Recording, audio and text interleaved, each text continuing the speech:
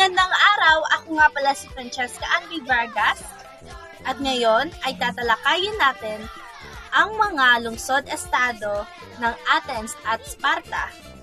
Tara na! Alam niyo ba na ang Athens at Sparta, upang maprotektahan ang kanilang mga pamayanan, ay itinatag nila ito sa mga gilid ng burol at taluktok ng bundok. Dito nagsimula ang mga polis o lungsod-estado kung saan hinango ang mga salitang pulisya, Acropolis o mataas na lungsod naman ang tawag sa lungsod na nasa mataas na burol kung saan matatagpuan ang mga templo at palasyo, kaya ito ang sentro ng mga politika at reliyon. Ito rin ang nagiging takbuhan ng mga tao sa panahon ng digmaan para sa kanilang kaligtasan. Ang agora o pamilihang bayan naman ay nasa ibabang bahagi. Hindi lahat na nasa lungsod-estado ay mga mamamayan dito.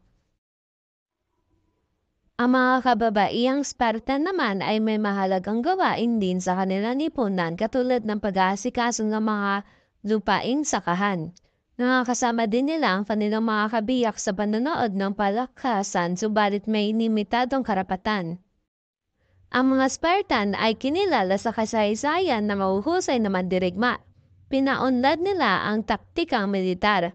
Bumuo sila ng phalanx, ito ay mga mandirigmang may hanggang 16 na hanay. Hindi sila mga bayarang sundalo, sila ay tagapagtanggol ng kanilang polis.